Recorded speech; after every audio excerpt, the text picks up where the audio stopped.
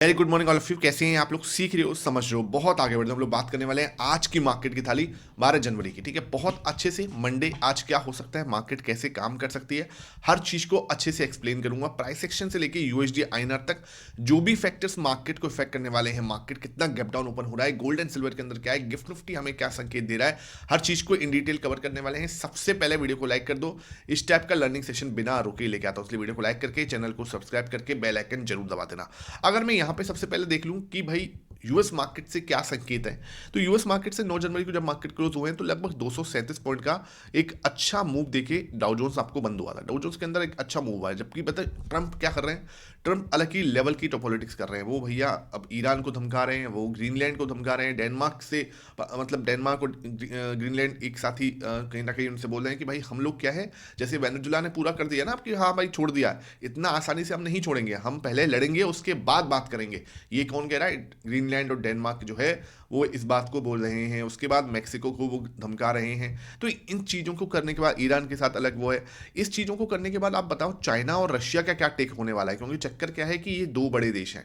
Russia already Ukraine पे लगा हुआ है और ये भाई साहब अगर ताइवान पे लग गई तो सिचुएशन थोड़ी सी मतलब अब है ना, आप जस्टिफाई भी कैसे करोगे? ठीक है, भाई यूक्रेन के साथ में चल रहा है, आप अभी तक इसको रुकवा नहीं पाए। आपने खुद ने छोटे छोटे देशों को दबाना स्टार्ट कर दिया। वेनेजुला को ऑलरेडी उसका जो भी है सब कुछ आप ले चुके हो। उसके बाद आप ईरान को धमका रहे हो, ग्रीनलैंड डेनमार्क को धमका रहे हो, मैक्सिको को धमका रहे हो, कनाडा के ऊपर भी आपका दिमाग चल रहा है। तो इस चीज से क्या हो रहा है, कहीं ना कहीं मार्केट के अंदर एक अनसंतुलन जैसे बोलते हैं ना कि जैसे एक बिल्कुल ही स्टेबिलिटी जो है उसकी वो खराब हो रही है। उसके बाद देखो डाउ जोन्स जो है थोड़ा सा एक लेवल पे जाके आप देखोगे एक रेंज में जाके फंसा हुआ है। ठीक है, लेट्स सी किस टाइप से ब्रेकडाउन देता है या ब्रेकआउट देता है। नेस्डेक की बात करूं तो नेस्डेक भी अच्छा खासा अच्छा, नेस्डेक के अंदर एक अच्छी तेजी बनी, 191.0.81 की तेजी बना के आपका नेस्डेक क्लोज हुआ है। तो ये दोनों ही अच्छी तेजी के साथ में बंद हुए। यूएस मार्केट बढ़िया चल रहा है, यूएस मार्केट के अंदर कहीं कोई दिक्कत दिख नहीं रही। चलो भाई बढ़िया है। गिफ्ट निफ्टी में क्या संकेत आ रहे हैं? अगर गिफ्ट निफ्टी जो कि बहुत लोग रात में ही पैनिक कर रहे थे, कल भी मुझसे पूछे थे गिफ्ट निफ्टी, भाई देख लो गिफ्ट निफ्टी के अंदर कुछ भी नहीं है। फ्लैट ओपन होने के हमें संकेत दे रहा है गिफ्ट निफ्टी इस समय पे। अगर मार्केट फ्लैट ओपन होती है तो हमारी रणनीति क्या होगी वो हम देखते हैं। भाई मैंने आपको सबसे पहले बताया कि ये एरिया जो है मार्केट के लिए इंपॉर्टेंट सपोर्ट जोन है।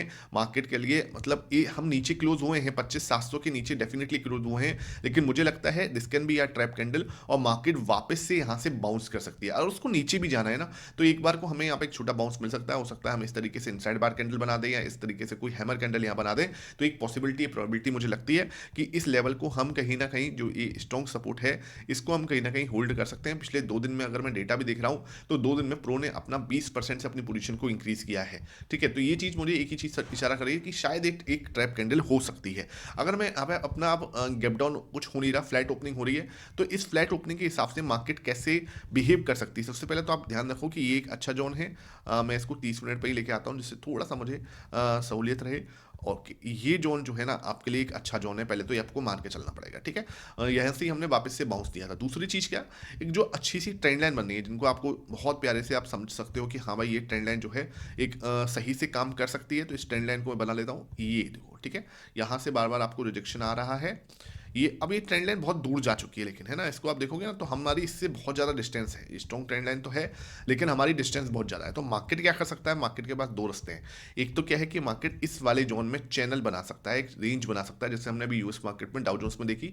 इस तरीके से एक रेंज बना सकता है। ठीक है, ऊपर आपको 25,700 के आसपास रजिस्टेंस आ जाएगा और नीचे आपको 25,600 पे सपोर्ट मिल जाएगा। 25,600 पे सपोर्ट इसलिए मिल जाएगा पुटको रेशियो 0.5 के पास में, 0.5 का पास जो पुटको रेशियो है, बहुत ज़्यादा मार्केट नीचे जाए उसकी संभावना थोड़ी सी कम दिखती है। अब आप बोलोगे सर 0.5 के पुट को लेशो में तो मार्केट अभी नीचे गई थी, ये बड़ी रेड कैंडल जो बनी है ये 0.5 के पुट को लेशो में ही बनी है। देखो डेफिनेटली कभी कभी हो सकता है ये, लेकिन आप बोलो हर दिन होगा ऐसा नहीं होता। कभी कभी होता है जब न्यूज का प्रेशर हो जाता है बहुत ज़्यादा, तो ऐसी सिचुएशन हो सकती है। मैंने कल भी आपको ये सब समझाई थी। अगर मार्केट पर ईरान जो है अभी अटैक कर, ईरान पर अगर यूएस अटैक कर दे तो और बड़ा रेड कैंडल बन सकती है, लेकिन ये एक न्यूज के प्रेशर में ही हो सकता है। नॉर्मल केस में ये चीज़ें नहीं होती। लेकिन आप बताओ न्यूज कितने टाइम आती है? इस तरीके की न्यूज ऐसे थोड़ी ना हमेशा ही आती रहेगी। तो इन चीज़ों को थोड़ा सा समझना सीखो। फंडामेंटल्स को और टेक्निकल्स को अगर एक साथ जोड़ोगे तब जाके एकदम पिक्चर आपको क्लियर होगी। तो मुझे लगता है मार्केट इस तरीके से एक चैनल बना सकती है।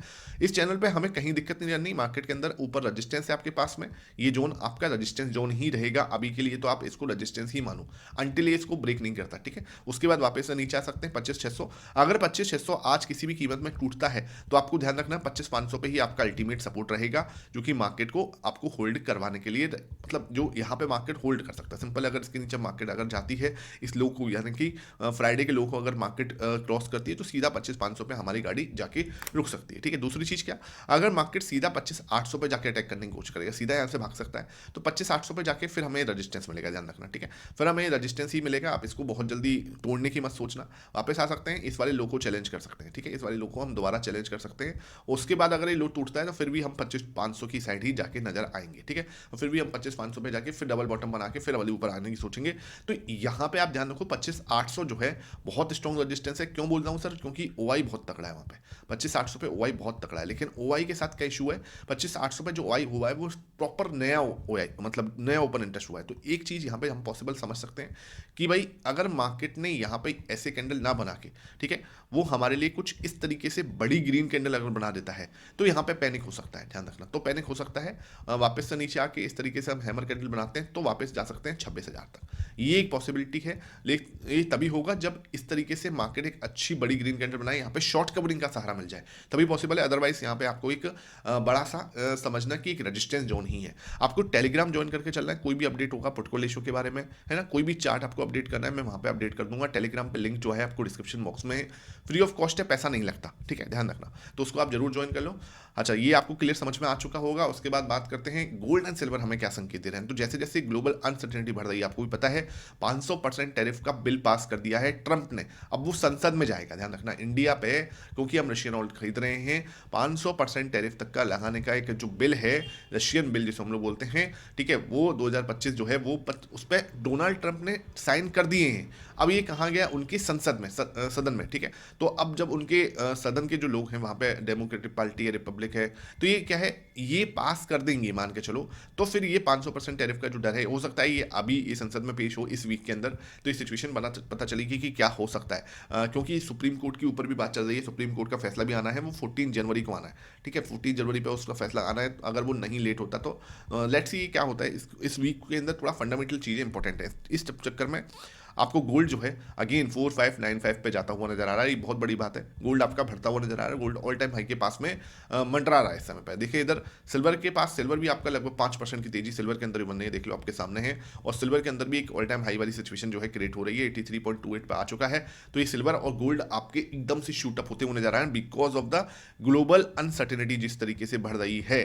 ग्लोबल अनसर्टेनिटी बढ़ने का रीजन क्या है भाई, किस तरीके की सिचुएशन है। देखो ये सिल्वर एकदम भागा क्यों, गोल्ड इतना क्यों भागा, 50-60% गोल्ड भाग गया, सिल्वर आपका 100% से ऊपर भाग गया, तो कुछ ना कुछ तो गड़बड़ है। मैं आपको बार बार ये चीज़ संकेत भी दे रहा था, मेरी लाइव के अंदर भी मैंने ये चीज़ बोली थी कि भाई सिल्वर का इस तरीके से भागना, मैंने लाइव में भी ये चीज़ डिस्कस की थी। जो लोग जुड़े थे उन्हें पता होगा, पिछली लाइव से, मतलब मैंने पिछली लाइव में किया, ये मैंने अभी की बात नहीं कर रहा मैं, ये मैंने पहले ही बोल दिया था आपको कि जिस तरीके से सिल्वर भाग रही है वो एक अच्छा संकेत नहीं है, और वो आपको देखने को मिल रहा है, ठीक है। ये चीज़ों को थोड़ा समझना पड़ेगा। यूएसडी आईएनआर देखें 90.25 पर है, तो इसका मतलब क्या है, इसका मतलब ये है कि भाई ये सेंटिमेंटली थोड़ा सा खराब तो हो रहा है, इसकी वजह से एफआईएस मार्केट में नहीं आ रहा। हाँ भाई 31,000 करोड़ का इन्वेस्टमेंट हुआ है, एसआईपी का इन्फ्लो बहुत तगड़ा है, 31,000 करोड़ का इन्फ्लो हुआ है हमारे देश में पिछले महीने, तो ये बहुत अच्छा है। एसआईपी का आंकड़ा बढ़िया बढ़ रहा है, हर महीने हम कहीं ना कहीं इंक्रीज हो रहे हैं, तो ये एक बहुत ही स्ट्रॉन्ग आंकड़ा निकल के आ रहा है। लेकिन वहीं पर एफआईएस जो है मार्केट से रूठे हुए हैं, उनके बिना मार्केट थोड़ा सा टाइम पास करेगा,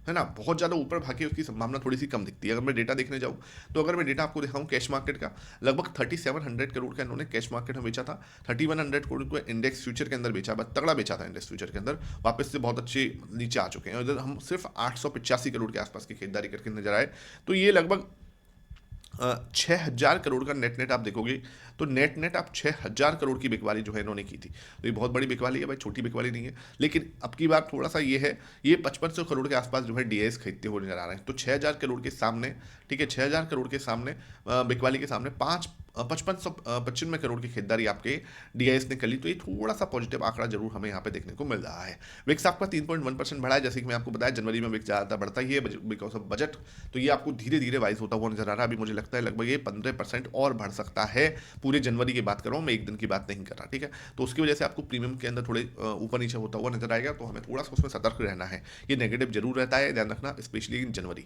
ठीक है। 0.8% के आसपास जो है आपका निफ्टी टूटा था, 200 पॉइंट भाई, उससे पहले भी लगभग 200 पॉइंट गिरा था, और सेंसेक्स आपका 0.7% जाके बंद हुआ था, ठीक है। अगर मैं यहाँ पे ये डेटा देखूँ जो कि बहुत ज़्यादा पावरफुल डेटा है, इसको भी समझना जरूरी है। 4.51% जो है आपको 9 जनवरी को खरीदा है, 8 जनवरी को देखें तो 14.99% खरीदा, मतलब कि 2 दिन में पोजीशन जो है अपनी 20% से इंक्रीज़ की, और 2 दिन में पोजीशन 20% से इंक्रीज़ करना कोई नॉर्मल चीज़ नहीं है, आप ध्यान रखो, बहुत ही पॉजिटिव चीज़ है और मार्केट के लिए एक अच्छा संतुलन बना रही है, ठीक है। और मैं देखूँ तो 1.42% इन्होंने बेचा था, कब? आपका 8 जनवरी को। उसके बाद 9 जनवरी को इन्होंने फिर 1.16% बेच दिया, पोजीशन 7.53 पे आ गई, बिल्कुल लोअर एंड पे। तो ये एक अच्छा आंकड़ा है कि भाई बिल्कुल लोअर एंड पे आ चुकी है। अभी के लिए नेगेटिव है, ये तो भाई सब तगड़े वाले पॉजिटिव हैं, 60 पे आ चुके हैं अगेन। और डीएस आपके ये भी आपको वेट एंड वॉच दे रहे हैं थोड़ा सा, तो 66.51 पर है ये भी। और अच्छा, पब्लिक भी अपना ऑल टाइम हाई के पास जा रही है, 74 का ऑल टाइम हाई है, 73.14 पे पहुंच चुकी है, तो ये भी एक अच्छा पॉजिटिव आंकड़ा निकल के आ रहा है, ठीक है। तो अब हमें क्या करना है, बस अब हमें अपनी थाली को सजाना है। अगर मैं थाली को सजाने आया हूँ, प्राइस सेक्शन कैसा लगता है? प्राइस सेक्शन मुझे लगता है कंसोलिडेशन वेट एंड वॉच वाला लगता है। ध्यान रखना, पहले ही एक बार ऊपर जाएगा, 2500 के पास में स्ट्रॉन्ग रेजिस्टेंस है, मार्केट वहां से वापस नीचे आ सकता है, ये चीज़ क्लियर है। नेगेटिव है आपका विक्स क्लियरली, गोल्ड और सिल्वर ऑल मतलब भाई क्लियरली पॉजिटिव दिख रहे हैं, कहीं कोई दिक्कत वाली बात नहीं। एफआईएस जो है वो नेगेटिव है मार्केट पे, डीआईएस वेट एंड वॉच दिख रहे हैं, और प्रो आपका पॉजिटिव है। क्रूड ऑयल क्या है? क्रूड ऑयल भाई 63 पे पहुंच गया, ध्यान रखना 63 के ऊपर जा चुका है, और ये बहुत अब क्लियर है कि अब रुकने वाली पार्टी नहीं है अभी, ठीक है। बहुत ज़्यादा नीचे रह चुका है, 60 के बाद नीचे रह चुका है, तो ये थोड़ा सा अभी वेट एंड वॉच पे रख रहा हूँ मैं, क्योंकि 63 के ऊपर आया, ठीक है। पुटको रेशियो क्या है? पुटको रेशियो आपका 0.5 है, मुझे लगता है पॉजिटिव रहेगा। पी रेशियो भी पॉजिटिव दिख रहा है, कहीं कोई दिक्कत नहीं। यूएस मार्केट पॉजिटिव है, एशियन मार्केट भी पॉजिटिव है। यूएसडी आईएनआर मुझे नेगेटिव क्लियरली बड़े बड़े अक्षरों में दिख रहा है, ठीक है।